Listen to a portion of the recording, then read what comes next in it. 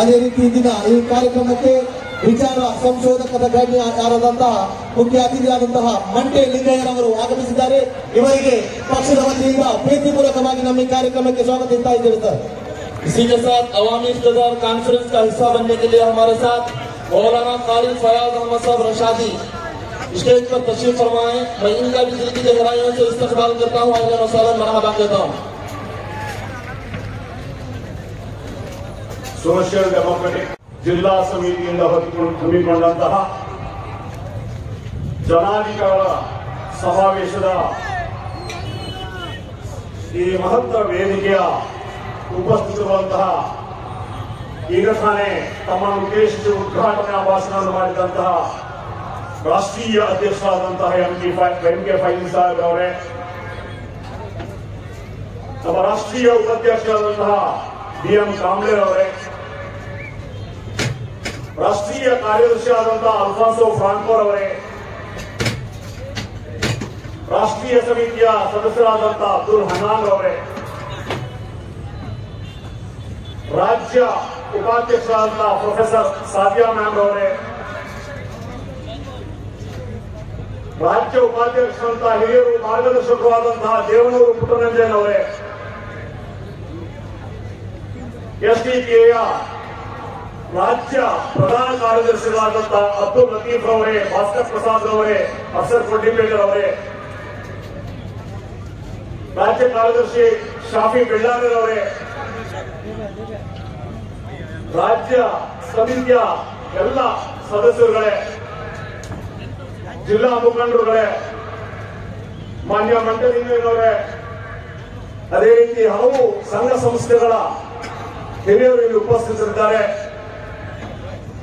ಈ ಸಮಾವೇಶದ ನೇತೃತ್ವವನ್ನು ವಹಿಸಿ ಈ ಜಿಲ್ಲೆಯ ಅಧ್ಯಕ್ಷರಾದಂತಹ ರಫತ್ ಖಾನ್ ಅವರೇ,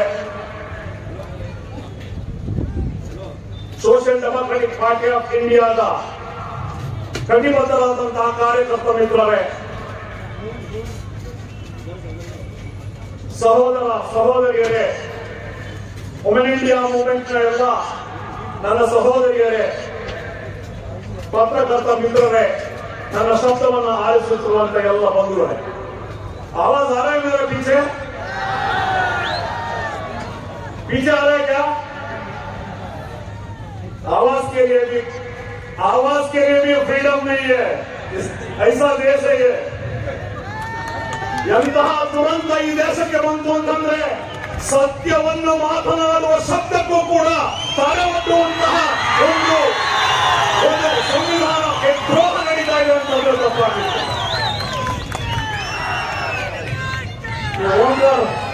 ಓಂಕಾರ ಮೈಕ್ರೋ ಯಾರು ಓಂಕಾರ ಹೇಳಿದ್ರು, ಆ ಮೋದಿ ಪ್ರೋಗ್ರಾಮ್ಗೆ ಎಷ್ಟು ಸೌಂಡ್ ಕೊಟ್ರಿ, ನರೇಂದ್ರ ಮೋದಿ ಪ್ರೋಗ್ರಾಮ್ಗೆ ಎಷ್ಟು ಸೌಂಡ್ ಕೊಟ್ಟರೆ ಅಷ್ಟು ಕೊಡ್ಬೇಕು.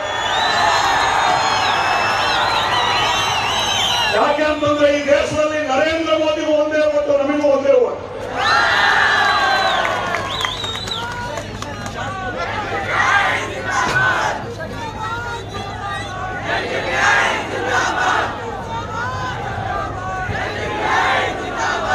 ಈ ದೇಶದಲ್ಲಿ 140 ಕೋಟಿ ಜನಸಂಖ್ಯೆ ಇದೆ. 140 ಕೋಟಿ ಜನಸಂಖ್ಯೆಗೆ ಈ ದೇಶವನ್ನ ಮುನ್ನಡೆಸಲಿಕ್ಕೆ ಈ ದೇಶದಲ್ಲಿ ಒಂದು ಸಂವಿಧಾನ ಇದೆ. ಈ ದೇಶದ ಸಂವಿಧಾನದ ಪ್ರಕಾರ ಈ ದೇಶವನ್ನು ಆಳ್ವಿಕೆ ಮಾಡಬೇಕು. ಅದು ಮೋದಿ ಆಗಿರಲಿ, ಅದು ರಾಹುಲ್ ಗಾಂಧಿ ಆಗಲಿ, ಅದು ಇನ್ನೊಬ್ಬರಾಗಿರಲಿ. ಈ ದೇಶದಲ್ಲಿ ಸಂವಿಧಾನ ಮುಖ್ಯ ಹೊರತು ಮೋದಿಯೋ ಯೋಗಿಯೋ ಇನ್ನಾರು ಅಲ್ಲ ಅನ್ನುವಂತ ಕಡು ಸತ್ಯವನ್ನು ನಾವು ಅರ್ಥ ಮಾಡಿಕೊಳ್ಳಬೇಕು. ಯಾಕೆ ನಾವು ಇಲ್ಲಿ ಜನಾಧಿಕಾರ ಸಮಾವೇಶವನ್ನು ಮಾಡ್ತಾ ಇದ್ದೇವೆ? क्यों हम अवामी इफ्तितार कॉन्फ्रेंस कर रहे हैं? क्योंकि इस देश का संविधान को हम लोग अपनाया है. We the people of India, ಈ ಭಾರತೀಯ ಪ್ರಜೆಗಳಾದ ನಾವು ಈ ದೇಶದ ಸಂವಿಧಾನವನ್ನ ಒಪ್ಪಿಕೊಂಡವರು, ಅಳವಡಿಸಿಕೊಂಡವರು, ಅಪ್ಪಿಕೊಂಡವರು, ಜಾರಿಗೆ ತರುವವರು we the people of India, ಭಾರತೀಯ ಪ್ರಜೆಗಳಾದ ನಾವು.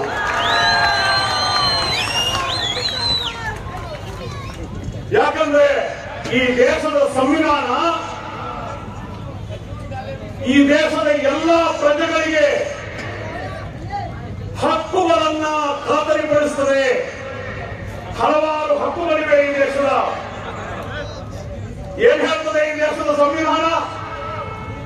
ಈ ದೇಶದ ಸಮಸ್ತ ನಾಗರಿಕರಿಗೆ ಸಾಮಾಜಿಕ, ಆರ್ಥಿಕ ಮತ್ತು ರಾಜಕೀಯ ನ್ಯಾಯ. ಈ ದೇಶದ ಸಮಸ್ತ ನಾಗರಿಕರಿಗೆ ಸಾಮಾಜಿಕ, ಆರ್ಥಿಕ ಮತ್ತು ಸಾಮಾಜಿಕ ನ್ಯಾಯವನ್ನ ಖಾತರಿಪಡಿಸುತ್ತೆ. ಆದ್ರೆ ಬಂಧುಗಳೇ, ಈ 75 ವರ್ಷದಲ್ಲಿ ಈ ದೇಶದ ನಾಗರಿಕರಿಗೆ ಸಾಮಾಜಿಕ ನ್ಯಾಯ ಸಿಕ್ಕಿದೆಯಾ, ಆರ್ಥಿಕ ನ್ಯಾಯ ಸಿಕ್ಕಿದೆಯಾ, ರಾಜಕೀಯ ನ್ಯಾಯ ಸಿಕ್ಕಿದೆಯಾ ಅನ್ನೋದನ್ನ ನಾವು ವಿಶ್ಲೇಷಣೆ ಮಾಡಬೇಕಾಗ್ತದೆ. ಎಲ್ಲಿ ಸಿಕ್ಕಿದೆ 75 ವರ್ಷದಲ್ಲಿ ಈ ದೇಶದಲ್ಲಿ ಸಾಮಾಜಿಕ ನ್ಯಾಯ? ಇವತ್ತಿಗೂ ಕೂಡ ಕುಡಿಯುವ ನೀರು ಕುಡಿದು ಬಾವಿಯಲ್ಲಿ ಕುಡಿಯುವ ನೀರನ್ನು ಕುಡಿದು ಅಂತ ಹೇಳಿ ದಲಿತರ ಮೇಲೆ ಹಲ್ಲೆ ಆಗ್ತದೆ, ದಲಿತರ ಕೊಲೆ ಆಗ್ತದೆ. ಒಬ್ಬ ದಲಿತ ಮದುಮಗ ಕುದುರೆಯಲ್ಲಿ ಬಂದ ಅನ್ನೋ ಕಾರಣಕ್ಕೆ ದಲಿತ ಯುವಕರನ್ನು ಹತ್ಯೆ ಮಾಡಲಾಗ್ತಾ ಇದೆ. ಇವತ್ತಿಗೂ ಕೂಡ 21ನೇ ಶತಮಾನದಲ್ಲೂ ಕೂಡ ಇವತ್ತು ಅಸ್ಪೃಶ್ಯತೆ ಆಚರಣೆಯಲ್ಲಿದೆ. ದಲಿತರಿಗೆ ದೇವಸ್ಥಾನದಲ್ಲಿ ಪ್ರವೇಶ ಇಲ್ಲ, ಹೋಟೆಲ್ಗಳಲ್ಲಿ ಪ್ರವೇಶ ಇಲ್ಲ, ಪ್ರಮುಖ ಜಾತಿಗಳ ಮನೆಯಲ್ಲಿ ಪ್ರವೇಶ ಇಲ್ಲ. ಇದೇನಾ ಸಾಮಾಜಿಕ ನ್ಯಾಯ? ಇದೇನಾ ನೀವು ಸಾಮಾಜಿಕ ನ್ಯಾಯವನ್ನು ಕೊಟ್ಟದ್ದು ಈ 75 ವರ್ಷದಲ್ಲಿ? ಇನ್ನೇನಿರ್ತದೆ? ಆರ್ಥಿಕ ನ್ಯಾಯವನ್ನು ಕೊಡಲಾಗಿದೆ. ಆರ್ಥಿಕ ನ್ಯಾಯ ಯಾರಿಗೆ ಕೊಟ್ಟಿದ್ದಾರೆ? ಅದಾನಿಗೆ, ಅಂಬಾನಿಗೆ, ಟಾಟಾಗೆ, ಬಿರ್ಲಾಗೆ ಕೊಟ್ಟಿದ್ದಾರೆ ಆರ್ಥಿಕ ನ್ಯಾಯ. ಇವತ್ತು ಯಾರಿಗೆ ಸಿಕ್ಕಿದೆ ಸ್ವಾಮಿ ಆರ್ಥಿಕ ನ್ಯಾಯ? ಕಳೆದ 15 ದಿವಸದ ಹಿಂದೆ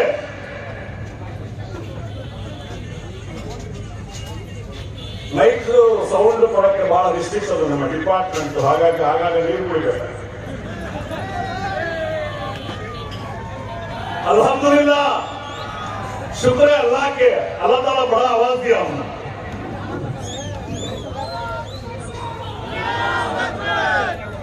ಆರ್ಥಿಕ ನ್ಯಾಯವನ್ನು ಕೊಟ್ಟಿದ್ದಾರೆ ಅಂತ ಹೇಳ್ತಾರೆ.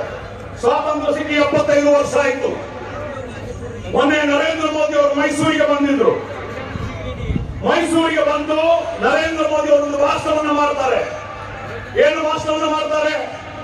ಕರ್ನಾಟಕ ರಾಜ್ಯದ 4.5 ಕೋಟಿ ಜನರಿಗೆ ನಾವು ಉಚಿತವಾಗಿ ಅಕ್ಕಿಯನ್ನ, ರೇಷನ್ ಅನ್ನ ವಿತರಿಸ್ತಾ ಇದ್ದೇವೆ ಅಂತ ಹೇಳಿ ಮಾನ್ಯ ನರೇಂದ್ರ ಮೋದಿ ಅವರು ಭಾಷಣ ಮಾಡ್ತಾರೆ.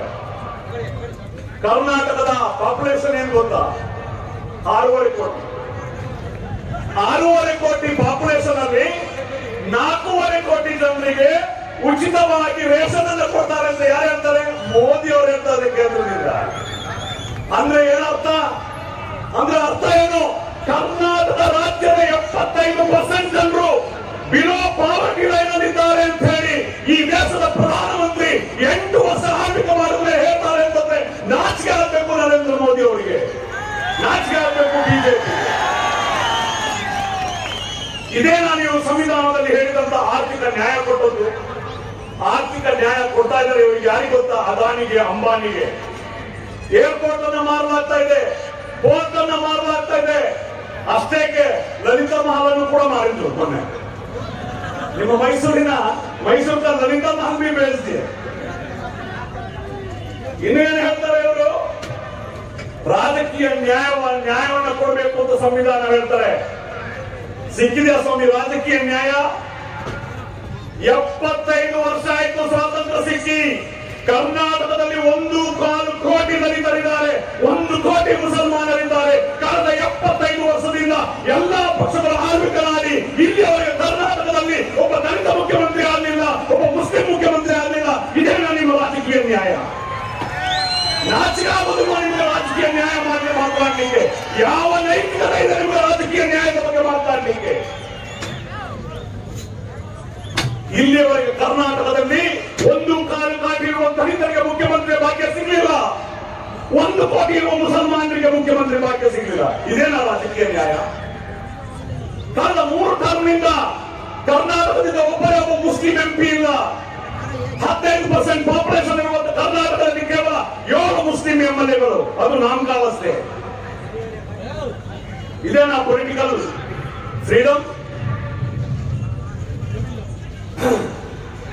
ಇನ್ನು ಏನ್ ಹೇಳ್ತಾರೆ? ವಿಚಾರ, ಅಭಿವ್ಯಕ್ತಿ, ನಂಬಿಕೆ, ಭಕ್ತಿ ಮತ್ತು ಆರಾಧನೆಗಳಲ್ಲಿ ಸ್ವಾತಂತ್ರ್ಯ ಇದೆ ಅಂತ ಹೇಳ್ತಾರೆ ಸಂವಿಧಾನದಲ್ಲಿ. ನಿಮ್ಮ ವಿಚಾರದಲ್ಲಿ, ಅಭಿವ್ಯಕ್ತಿಯಲ್ಲಿ, ನಂಬಿಕೆಯಲ್ಲಿ, ಭಕ್ತಿಯಲ್ಲಿ, ಆರಾಧನೆಗಳಲ್ಲಿ ಸ್ವಾತಂತ್ರ್ಯ ಇದೆ ಅಂತ ಹೇಳ್ತಾರೆ. ಇದೆಯಾ ಸ್ವಾತಂತ್ರ್ಯ? ಇದೆಯಾ ಸ್ವಾತಂತ್ರ್ಯ ನಿಜವಾಗ್ಲೂ ನಮ್ಮ ಅಭಿವ್ಯಕ್ತಿಯಲ್ಲಿ? ಎಷ್ಟರ ಮಟ್ಟಿಗೆ ಅಸಹನೆ ಇದೆ, ಎಷ್ಟರ ಮಟ್ಟಿಗೆ ಕೋಮು ವಿದ್ವೇಷ ಇದೆ ಅಂತ ಹೇಳಿದ್ರೆ, ಉಡುಪಿ ಜಿಲ್ಲೆಯ 6 ಪುಟ್ಟ ಶಾಲಾ ಕಾಲೇಜಿನ ಹೆಣ್ಣು ಮಕ್ಕಳು ತಲೆಗೆ ಶಿರವಸ್ತ್ರ ಧರಿಸ್ತೀವಿ ಅಂತ ಹೇಳಿದ್ರೆ ಅದನ್ನ ಸಹಿಸಲಾಗದಂತಹ ಬಿಜೆಪಿ ಸರ್ಕಾರ ನಿರ್ಬಂಧ ಹೇಳ್ತದೆ ಅಂತಂದ್ರೆ ಅಭಿವ್ಯಕ್ತಿ ಸ್ವಾತಂತ್ರ್ಯ ಇದೆಯಾ ಇಲ್ಲಿ? व्यक्ति स्वातंत्र्य के लिए क्या पूछे साहब? 6 बच्चियां स्कार्फ पहनने के लिए, हिजाब पहनने के लिए परमिशन पूछे तो पूरे हुकूमत उनके सामने, पूरा हुकूमत सामने उनको इनकार कर दिया. यही है फ्रीडम, यही है आजादी. ಇನ್ನು ಹಿಜಾಬ್ ಅನ್ನುವಂಥದ್ದು ಈಗಾಗಲೇ 5 ಸಾವಿರ ಕಲೆಕ್ಟರ್ ಬಂದದ್ದು, ನಿನ್ನೆ ಮೊನ್ನೆ ಬಂದಿದ್ದಲ್ಲ. ಅದೊಂದು ವೈಯಕ್ತಿಕ ಹಕ್ಕು. ವಸ್ತ್ರಧಾರಣೆ ಅನ್ನುವಂಥದ್ದು ವೈಯಕ್ತಿಕ ಹಕ್ಕು. ಈ ದೇಶದಲ್ಲಿ ಚಡ್ಡಿ ಹಾಕಿ ಹೋಗೋರಿಗೆ ಸ್ವಾತಂತ್ರ್ಯ ಇದೆ, ಮಿಡ್ಡಿ ಹಾಕಿ ಹೋಗೋರಿಗೆ ಸ್ವಾತಂತ್ರ್ಯ ಇದೆ, ಅರ್ಧ ಬಟ್ಟೆ ಹಾಕಿ ಹೋಗೋರಿಗೆ ಸ್ವಾತಂತ್ರ್ಯ ಇದೆ, ನಗ್ನವಾಗಿ ಹೋಗೋರಿಗೂ ಸ್ವಾತಂತ್ರ್ಯ ಇದೆ. ಆದ್ರೆ ಆ ಪುಟ್ಟ ಶಾಲಾ ಹೆಣ್ಣು ಮಕ್ಕಳು ತಲೆಗೆ ತಲವಸ್ತ್ರ ಧರಿಸ್ತೀವಿ ಅಂತಂದ್ರೆ ಸ್ವಾತಂತ್ರ್ಯ ಇಲ್ಲ ಅಂತೀರ ನೀವು? ಇದೇನಾ ಒಂದು ರಾಜ್ಯ ಸರ್ಕಾರ ನಡೆದುಕೊಳ್ಬೇಕಾದಂತ ರೀತಿ? ಎಷ್ಟೊಂದು ಅಸಹನೆ, ಎಷ್ಟೊಂದು ಕೋಮು ವಿದ್ವೇಷ, ಎಷ್ಟೊಂದು ಮುಸ್ಲಿಂ ದ್ವೇಷ ಈ ಸರ್ಕಾರಕ್ಕೆ ಅಂತಂದ್ರೆ, ಈ ವರ್ಷದ ಆರಂಭದಲ್ಲಿ ಕಾಲೇಜುಗಳ ಆರಂಭದಲ್ಲಿ ಕಳೆದ ವರ್ಷ ಏನು ಗೈಡ್ ಲೈನ್ಸ್ ಇತ್ತು, ಕಾಲೇಜಿನ ಗೈಡ್ ಲೈನ್ಸ್, ಆ ಗೈಡ್ ಲೈನ್ಸ್ ನಲ್ಲಿ ಹಿಜಾಬ್ ಅಂದ್ರೆ ಯೂನಿಫಾರ್ಮ್ ನ ಬಗ್ಗೆ ಪ್ರಸ್ತಾಪ ಇರಲಿಲ್ಲ. ಯಾವಾಗ ಇದು ಪ್ರಾಬ್ಲಮ್ ಆಯ್ತು, ಹೈಕೋರ್ಟ್ ಹೋದಾಗ ಸಡನ್ ಆಗಿ ಒಂದು ಸರ್ಕ್ಯುಲರ್ ಬರ್ತದೆ ಯೂನಿಫಾರ್ಮ್. ಇವತ್ತು ಹಿಜಾಬ್ನ ಅವಕಾಶದ ಬಗ್ಗೆ ಚರ್ಚೆ ಆಗ್ಬೇಕಾದ್ರೆ ಇವರು ಹೇಳೋದು ಅದು ಯೂನಿಫಾರ್ಮ್ಗೆ ವಿರುದ್ಧ, ಅದು ಒಂದು ಸಮವಸ್ತ್ರಕ್ಕೆ ವಿರುದ್ಧ ಅಂತ ಹೇಳ್ತಾರೆ. ಸರ್ಕಾರದ ವಾದ. ಆದ್ರೆ ಕೋರ್ಟ್ ನಲ್ಲಿ ಇವರು ಅಫಿಡವಿಟ್ ಕೊಟ್ಟಾಗ ಸರ್ಕಾರ ಇವ್ರು ಏನ್ ಹೇಳ್ತಾರೆ ಅಂತಂದ್ರೆ, ಇಸ್ಲಾಂನಲ್ಲಿ ಹಿಜಾಬ್ ಅನ್ನುವಂಥದ್ದು ಎಸೆನ್ಷಿಯಲ್ ಪಾರ್ಟ್ ಅಲ್ಲ ಅಂತ ಹೇಳಿ ಅಫಿಡವಿಟ್ ಅನ್ನು ಸರ್ಕಾರ ಕೊಡ್ತದೆ. ಒಂದು ಕಡೆ ನೀವು ಹೇಳ್ತೀರಿ ಯೂನಿಫಾರ್ಮ್, ಇನ್ನೊಂದು ಕಡೆ ಎಸೆನ್ಷಿಯಲ್ ಪಾರ್ಟ್ ಅಲ್ಲ ಅಂತ ಹೇಳಿ ಅಫಿಡವಿಟ್ ಕೊಡ್ತಾರೆ ಇನ್ನು ಈ ಸರ್ಕಾರ. ಇನ್ನು ಈ ವಿಚಾರದಲ್ಲಿ ಕಾಂಗ್ರೆಸ್ ಪಕ್ಷ ತೆಗೆದುಕೊಂಡ ನಿಲುವೇನು? ನೀವು वोट गुंतवाना जो वोट डालने वाले 50 साल 60 साल 70 साल से कांग्रेस को वोट उठाने वाले मेरे भाइयों बहनों सुन लो, क्या था हिजाब के बारे में इनका? जब पूरे मुल्क बीजेपी संघ परिवार रस्ते में उतर हिजाब के खिलाफ जो कार्रवाई किया, कांग्रेस क्या किया? कांग्रेस का प्रेसिडेंट बोलते हैं हिजाब के बारे में कोई भी बात करना नहीं, कोई भी मुसलमान एमएलए बात करना नहीं. ये स्टैंड था कांग्रेस का. मुस्लिम एमएलए का क्या था? आप कौम का नुमाइंदा बोलकर वोट डालने वाले मेरे कौम का नौजवानों सुन लो, क्या था हिजाब के बारे में मुस्लिम एमएलए का? जब बच्चियां जाके रो रो कर पूछे हमारे एमएलए के पास, तो एमएलए बोलते हैं ये सब नहीं चलेगा, आप हिजाब डालना है पाकिस्तान जाओ, दुबई जाओ, उधर जाओ. एक मुस्लिम एमएलए बताते हैं हिजाब डालने के लिए आपको पाकिस्तान, अफगानिस्तान और दुबई जाना पड़ेगा. अरे एमएलए खान को सुन ले, अगर पढ़ा नहीं तो पढ़े. 2019 में ऑस्ट्रिया गवर्नमेंट जो क्रिश्चियन हुकूमत है, ऑस्ट्रिया का गवर्नमेंट 2009 में उसके गवर्नमेंट में बिल पास किया, स्कूल के बच्चों को सही तरीके से सुन लो, प्राइमरी स्कूल का बच्चियों को स्कार्फ करने में बैन कर दिया ऑस्ट्रिया के गवर्नमेंट जो क्रिश्चियन मेजॉरिटी का गवर्नमेंट. उसके बाद वहां के लोग वहां के सुप्रीम कोर्ट को गए. सुप्रीम कोर्ट जो इस हुकूमत का फैसला को खारिज कर दिया, सुप्रीम कोर्ट बोला, सुप्रीम कोर्ट में ऑस्ट्रिया के सुप्रीम कोर्ट ने यह बोला, ऑस्ट्रिया का गवर्नमेंट मुस्लिम बच्चियों को टारगेट कर रहा है, उनका फ्रीडम छीना जा रहा है, उनको हिजाब के लिए, उनको हिजाब पहनने के लिए पास कर दिया ऑस्ट्रिया के सुप्रीम कोर्ट। ऑस्ट्रिया के कोर्ट में उधर का गवर्नमेंट का यह वादा था, अगर हिजाब पहन के क्लासरूम में बच्चियां बैठेंगे, छोटे छोटे बच्चियां 14 साल के नीचे के बच्चियां बैठेंगे, तो ऑस्ट्रिया का हुकूमत ने सुप्रीम कोर्ट में एफिडेविट दिया, ये बच्चों के ऊपर जो डिफरेंशिएट होगा, तारतम्य होगा, ऐसा एक बताए, अरे सहपाठिಗಳಿಂದ ತಾರತಮ್ಯ ಆಗ್ತದೆ ಅಂತ ಹೇಳಿ ಸುಪ್ರೀಂ ಕೋರ್ಟ್ ಅಫಿಡವಿಟ್ ಕೊಟ್ಟದ ಆಸ್ಟ್ರಿಯಾ ಗವರ್ನಮೆಂಟ್। ಆಗ ಆಸ್ಟ್ರಿಯಾ ಗವರ್ನಮೆಂಟ್ ಹೇಳ್ತಾರೆ, ಅದು ಯಾರು ತಾರತಮ್ಯ ಮಾಡ್ತಾರೋ ಶಾಲೆಯಲ್ಲಿ ತಾರತಮ್ಯ ಮಾಡಬಾರದು ಅಂತ ಹೇಳಿ ಕಾನೂನನ್ನ ತನ್ನಿ ಅಂತ ಹೇಳಿ ಆಸ್ಟ್ರಿಯಾದ ಸುಪ್ರೀಂ ಕೋರ್ಟ್ ಹೇಳ್ತದೆ ಅಂತಂದ್ರೆ, ಅಲ್ಲಿ ಆ ಮಕ್ಕಳ ಸ್ವಾತಂತ್ರ್ಯವನ್ನ, ವ್ಯಕ್ತಿ ಸ್ವಾತಂತ್ರ್ಯವನ್ನ, ವಸ್ತ್ರ ಸ್ವಾತಂತ್ರ್ಯವನ್ನ, ಆ ಹೆಣ್ಣು ಮಕ್ಕಳ ರೈಟ್ಸ್ ಅನ್ನ ಎತ್ತಿ ಹಿಡಿದಿದ್ದು ಆಸ್ಟ್ರಿಯಾದ ಸುಪ್ರೀಂ ಕೋರ್ಟ್ ಅನ್ನೋದನ್ನ ಈ ನಮ್ಮ ಮುಸ್ಲಿಂ ಎಂಎಲ್ಎಗಳು ಅರ್ಥ ಮಾಡ್ಕೋಬೇಕು। जो एमएलए पाकिस्तान, अफगानिस्तान और दुबई को जाने के लिए कहते हैं ना, ऑस्ट्रिया को सुप्रीम कोर्ट का जजमेंट पढ़ लो, मालूम हो जाएगा क्या है कोर्ट का। ये है कांग्रेस का स्टेटस, कांग्रेस का जो स्टैंड, दूसरे पॉलिटिकल पार्टी का स्टैंड, और सोशल डेमोक्रेटिक पार्टी का स्टैंड क्या है? यहाँ का उलेमाए किराम का हिजाब के बारे में, यहाँ का उलेमाए किराम का क्या राय है, क्या है आपका फैसला, क्या राय है, उसके साथ social democratic party of India है।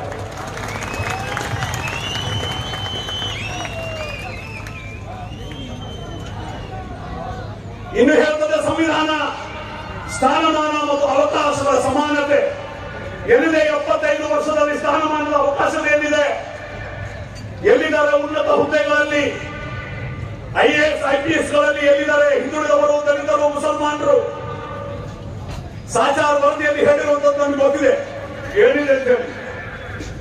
ಇನ್ನು ಸಂವಿಧಾನ ಹೇಳ್ತದೆ ಐಕ್ಯತೆ ಮತ್ತು ಭ್ರಾತೃತ್ವವನ್ನು ಪ್ರೋತ್ಸಾಹಿಸಬೇಕು ಅಂತ ಹೇಳಿ. ಅಖಂಡ ಭಾರತವನ್ನು ನಿರ್ಮಾಣ ಮಾಡಬೇಕಾದ್ರೆ ಐಕ್ಯತೆ ಮತ್ತು ಭ್ರಾತೃತ್ವವನ್ನು ಪ್ರೋತ್ಸಾಹಿಸಬೇಕು ಬರ್ತದೆ, ಧರ್ಮ ತಾರತಮ್ಯ, ಜಾತಿ ತಾರತಮ್ಯ ಮಾಡಬಾರದು ಅಂತ ಹೇಳ್ತಾರೆ. ಆದರೆ ಇವತ್ತಿನ ಪರಿಸ್ಥಿತಿ ಏನು? ಇವತ್ತಿನ ಸರ್ಕಾರದ ಅಜೆಂಡಾಗಳೇನು? ಜಾತೀಯತೆ, ಧರ್ಮ ತಾರತಮ್ಯ, ಧರ್ಮವನ್ನು ಟಾರ್ಗೆಟ್ ಮಾಡ್ತಾ ಇರೋದು ಸರ್ಕಾರವೇ ಟಾರ್ಗೆಟ್ ಮಾಡ್ತಾ ಇದೆ. ಇವತ್ತು ನಿಮಗೆ ಗೊತ್ತಿದೆ, ಆಂಟಿ ಕನ್ವರ್ಷನ್ ಬಿಲ್ ಅನ್ನ ತಂದ್ರು,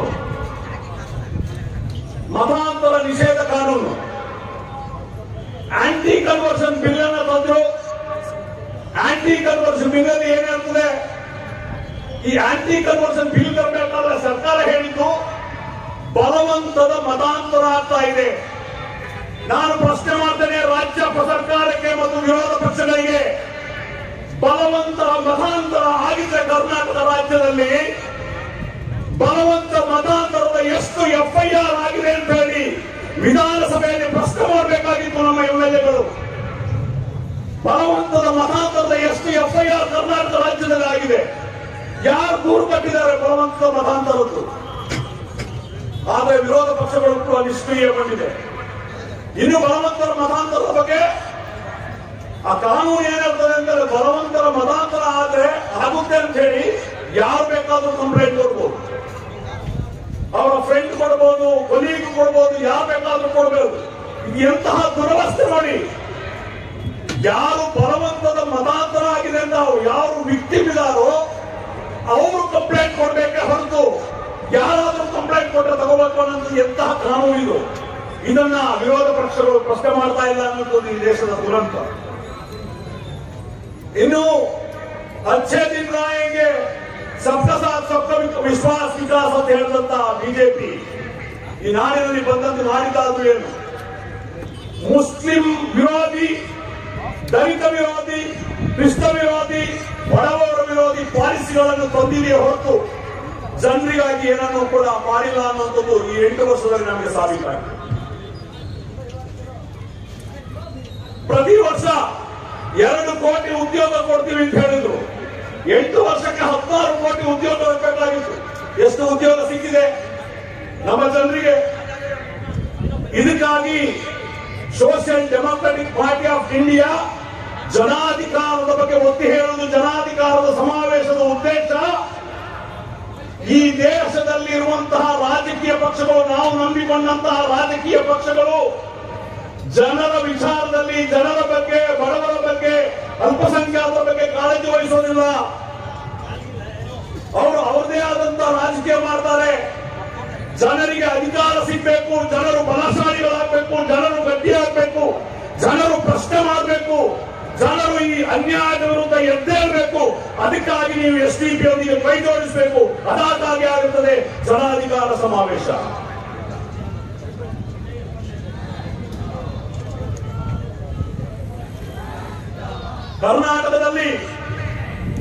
कर्नाटक में जो हुकूमत आज चल लेकर है, जैसा कि आपको मालूम है 2018 में जो हुकूमत आप हम सब मिलके सेक्युलर पार्टीज को अंदर वोट दिए, किसको वोट दिए? किसी को मेजॉरिटी नहीं आया, कांग्रेस और JDS का हुकूमत आया, ज्वाइंट हुकूमत। उसके बाद क्या हुआ? 1 साल कुमारस्वामी मुख्यमंत्री बने। उसके बाद क्या हुआ? 14 कांग्रेस का MLA, 3 JDS का MLA, आपका सेक्युलर वोट लेने वाले सेक्युलर लीडर्स इंक्लूडिंग रोशन बेग बीजेपी को चला गए। उसलिए आज बीजेपी का हुकूमत है। मोअज़्ज़िज़ उलमाए किराम, मैं आपको रिक्वेस्ट करता हूं, इलेक्शन के टाइम में उलमाए किराम, आप लोग हम लोग को बुलाते हैं, इंटरव्यू लेते हैं, आप क्या करते हैं? यहां नहीं करते हैं। अब वोट बट गया तो बीजेपी आ जाएगा। अब बीजेपी को कौन लाया? बीजेपी को कौन लाया? हमारा उलमाए किराम पूछना चाहिए, बीजेपी का हुकूमत कौन लाया? कांग्रेस ने लाया, JDS ने लाया, SDP ने नहीं लाया।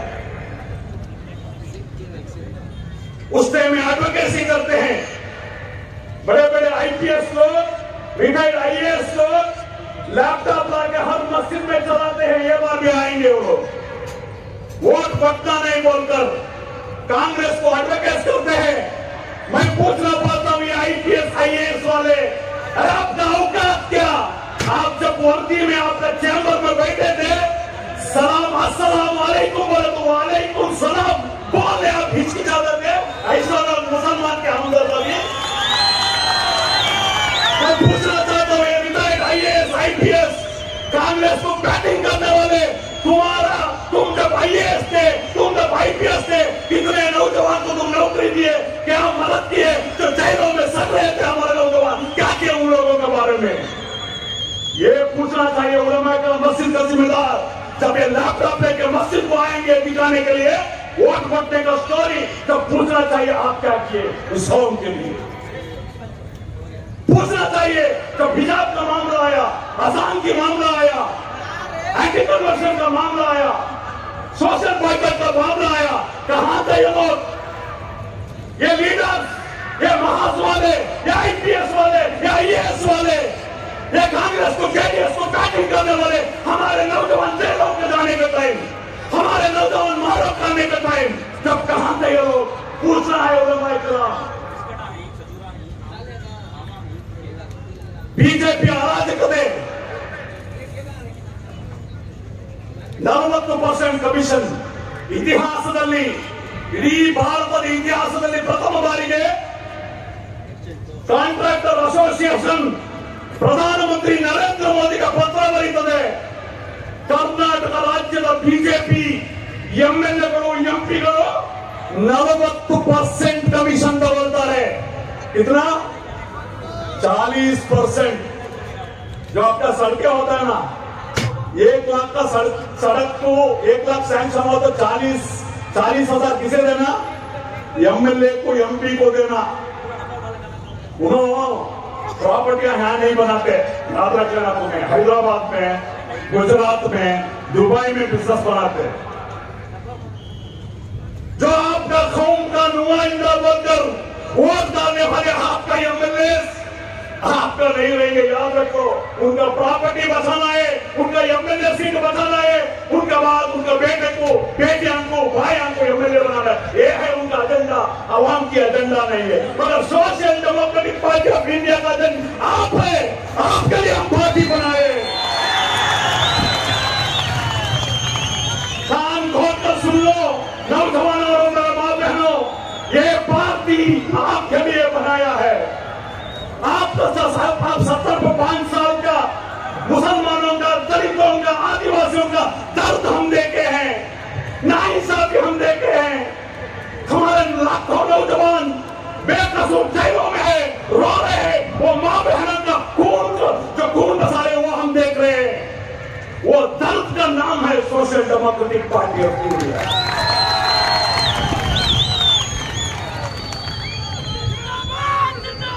क्योंकि हम लोग इरादा करके आए हैं 70-5 साल जो हम लोग को गुलामी में रखे थे, उस गुलामी को हम नहीं सहेंगे। अपना तकदीर हम बनाएंगे इंशाअल्लाह। हमारे तकदीर बनाने के लिए किसी पार्टी के पीछे हम नहीं जाएंगे, खुद हमारा तकदीर इंशाअल्लाह अल्लाह के फजलों से हम लिखेंगे, इतिहास हम लिखेंगे इंशाअल्लाह। भाइयों बुजुर्गों, वक्त हो गया, सारा वक्त मैं नहीं लेता। ये पार्टी आपका, ये पार्टी आपके लिए है, ये पार्टी हमारे आने वाले नस्लों की है, ये पार्टी आने वाले नस्ल का उम्मीद है, ये पार्टी आपका बच्चों का फ्यूचर है। समझ लो, अब्दुल मजीद को एमएलए बनना, एमटीएफआईसी को एमपी बनना ये मकसद नहीं है। क्यों आप लोग नहीं समझते? अपने ताकत को आगे बढ़ने को क्यों पीछे हटते हैं आप? जब इलेक्शन आते हैं भाइयों, बुजुर्गों, दोस्तों, बहुत अफसोस के साथ कहना पड़ता है, बार बार बोलते हैं एसडीपी वाले बहुत अच्छे काम करते हैं, दुआ करेंगे, बहुत दुआ करेंगे आपको, मगर वोट डालने का टाइम क्या करेंगे आप?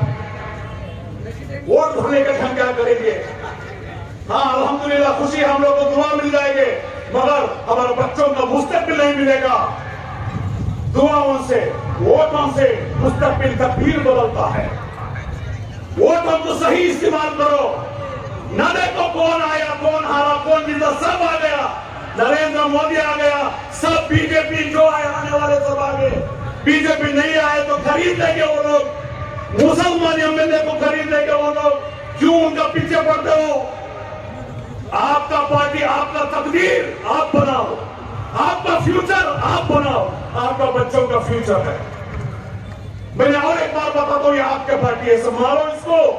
अब्दुल मजीद नहीं रहेगा, हन्नान में नहीं रहेगा, एक क्वेश्चन नहीं है। इस पार्टी को, इस तारीख को, इस फ्लैग को संभालो, आगे बढ़ाओ, ताकतवर बनो, क्योंकि आपके लिए पार्टी बनाए, आपके लिए हम जेलों को जाने को तैयार है। हमारे लोग जेलों में है, आपके लिए जेलों को चोरी कर नहीं है, आपके बारे में हक आवाज बुलंद करने के लिए जेलों में है, आपके लिए मरने के लिए तैयार है हम लोग। यह है social democratic party of India. क्यों हम लोग को नहीं पहचानते आप लोग? भाइयों, बुजुर्गों, दोस्तों, शायद वक्त हो गया। मैं एक बात कहना चाहता हूं, बहुत सारे लोगों को बहुत अफसोस है।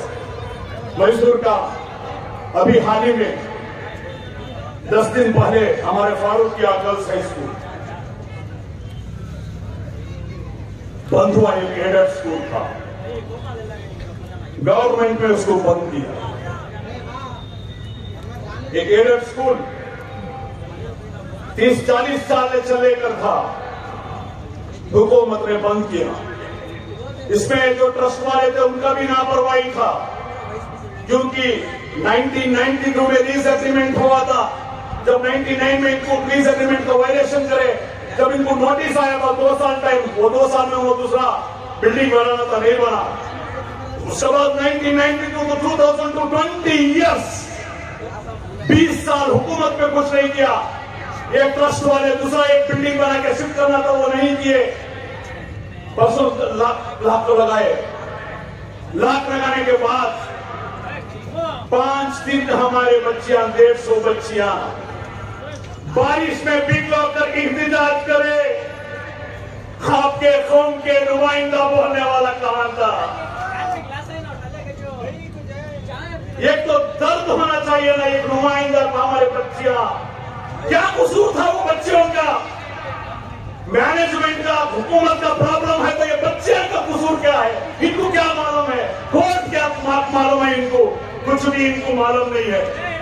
तो इसलिए वो लोग उनके बारे में तो उसके बाद हमारे एमएलए साहब प्रेस कॉन्फ्रेंस करते हैं कि हो गया, बंद हो गया स्कूल, अभी आप निजामिया को जमो, दूसरा स्कूल को जमो, दूसरा प्राइवेट स्कूल को जमा।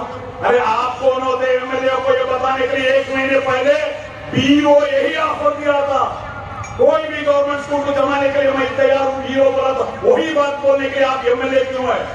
आप बोलते हैं कि मुझे मालूम था, इसका रिकॉग्निशन खत्म हो गया। क्यों आप ऐसे एमएलए बन के हमारा स्कूल को, इदारे को बचाना था ना? 1000 डिफरेंसेस रहेंगे आपको और उस ट्रस्ट को। और हम अजीज शेख साहब बनाए थे वो ट्रस्ट को, फरूक आर्मी ट्रस्ट को। ये आपका इदारा बचाना था ना। ये लीज कैंसिल हुआ है, आपको मालूम था? आप मिनिस्टर थे, एजुकेशन मिनिस्टर, अगर आप एक सिग्नेचर करते तो अलग रिलीज और अग्रीमेंट कर सकते थे। आप बोलते हो गवर्नमेंट डैमेज है। अरे आप मिनिस्टर थे, एजुकेशन का मिनिस्टर, तब डैमेज नहीं आया, तब नया बिल्डिंग नहीं बन सकते थे आपको। आज बोलते हैं बिल्डिंग वीक है, निजामिया स्कूल को जमो। वो अबे आप कौन होते हैं दूसरे स्कूल को जमाने वाले? वो बच्चों का, पेरेंट्स का फ्रीडम वो कहीं नहीं जमाएंगे। तो इंशाल्लाह हम गवर्नमेंट के ये डिमांड करते हैं, इंशाल्लाह कल से आपको इंतजार शुरू होगा हमारा। इस स्कूल को बचाने के लिए इंशाल्लाह हम इंतजार शुरू करेंगे। और हमारा जो हक का लड़ाई, इंसाफ का लड़ाई जो जारी रहेगा, मैं उम्मीद करता हूं आप लोग सोच और समझ के साथ इस तहरीक को साथ देंगे, अपना बनाएंगे। तहरीक करते हुए मैं बात को खत्म करता हूं। जय हिंद, जय एसडीपीआई, जय भीम। सदारती खिताब करते हुए सोशल डेमोक्रेटिक पार्टी